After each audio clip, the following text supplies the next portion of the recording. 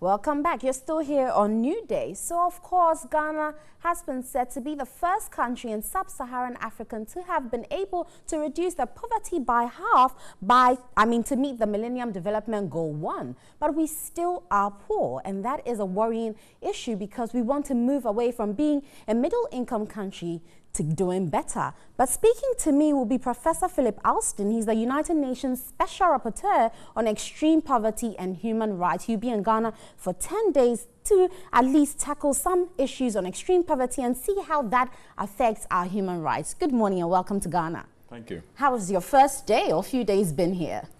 Very good. I've had a lot of meetings with government, with the World Bank, with IMF, and a lot of civil society experts on poverty. I've learned a lot. Okay, I hope you're enjoying the weather as well. This morning you were beaten by some rain, I'm sure. Well, it's nice to see both sunshine and rain. We need rain, I'm sure. We certainly do. But tell me the scope of your role as you visit Ghana. What exactly are you here to do?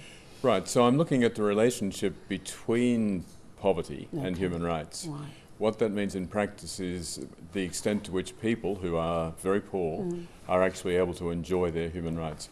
By human rights, I mean what the UN means and what Ghana has accepted internationally, but it's not what most people think. In other words, there are what's called civil and political rights, so the right to not to be beaten up by the police, not to be abused, etc., but also economic, social and cultural rights. So there is a right to food, there's a right to education, a right to healthcare. So it's looking at how all of those rights are enjoyed by people who are living below a certain poverty line. Okay, so on the flip side, what is the correlation between your level of poverty and how much, the extent to which you can enjoy your human rights? Can you give us a fair idea? Well, my sense is that if you are very poor, you don't enjoy many human rights. Right. I'm not saying this about Ghana because I'm here to find out the situation. Right. But in many countries, the people who get beaten up by the police, the people who get thrown into prison and stay there are the poor. Right. They cannot afford anything to help them. Right. They live in places that are much more prone to violence. If they have a problem, the police don't come out and help them.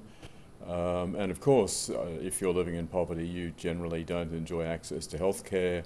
Educational opportunities are pretty grim, even if there is a school that your kids might go to. Very well, but I believe you've done some pre-analysis, and so you have some figures and some understanding of the level of poverty in Ghana. I'm wondering, when you hear something such as families living on less than 1,500 Ghana cedis a year, what do you make of this? That's a figure that is fairly standard. Say $1 a day is what that would translate into. Right. It means, of course, that they are the cash that they have is $1 a day or less than $1 a day. They obviously are accessing food and clothes and so on, which are worth more than that. But life is grim. It's even in the United States, which is the country that I visited before coming here. There's a very well-known book called Life on $2 a Day. That's in the US. Right. And that painted a picture of millions of people living in those conditions. Right. It means that you can't afford anything. Pretty much. Well, okay, so when you're told about the population of Ghana, about 80% of Ghanaians living in the rural communities, and really that is where poverty is pretty much centered. How does that impact on everything we're talking about now? Well, first of all, I think one has to remember that there are large slum areas in big cities as well. Old Kadama here in Accra, for example, which I'll be visiting at a certain point.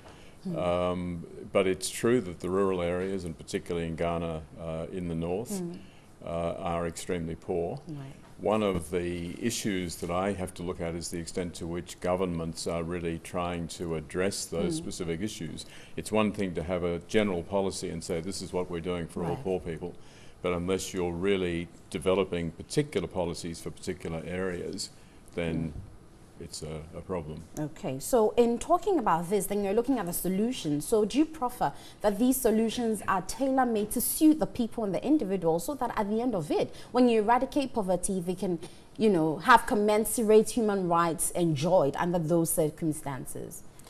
Well, I think the challenge, I mean, poverty can be looked at as a personal problem. Okay. One of the reasons that I'm poor is because I have mental problems, or I have drug problems, or I've been beaten up and I'm physically not very capable.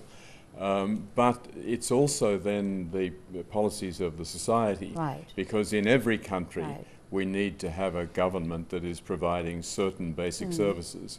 And so what I'm looking at is the extent to which the Ghanaian government is doing everything that it can and should in order to be able to provide those basic services. Okay.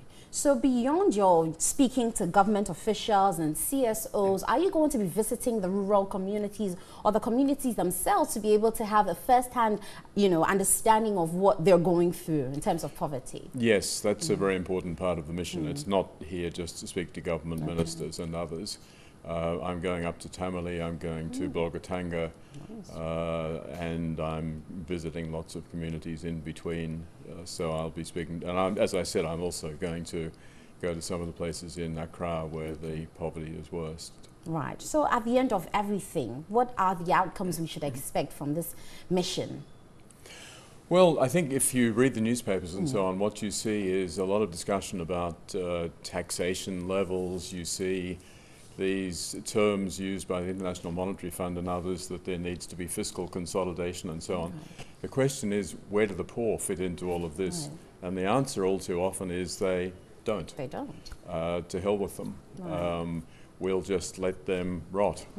And so what I need to be doing is partly looking at economic policies and saying, look, Ghana's going extremely well. It's got a great record in terms of growth, the government is committed and so on, but are the policies that are in place sufficiently targeted to ensure that the poor will also benefit? Right. One of the biggest problems, I think it's an issue in Ghana, but certainly worldwide, is inequality.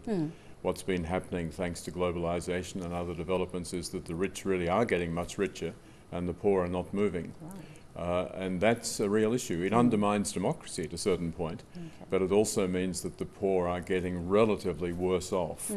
And the only thing that can resolve that is government.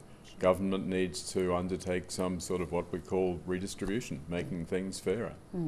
So hopefully that sounds like a good note to end, because it looks like at the end of this mission, those who find themselves disadvantaged will be able to understand what government is going to be doing to help them bridge the gap of inequality. We're very grateful to you, Professor Philip Alston. He's the United Nations Special Rapporteur on Extreme Poverty and Human Rights, and he's here to be that fact-finding person to bridge the gap for extreme poverty and human rights at the end of his 10-day mission in Ghana. So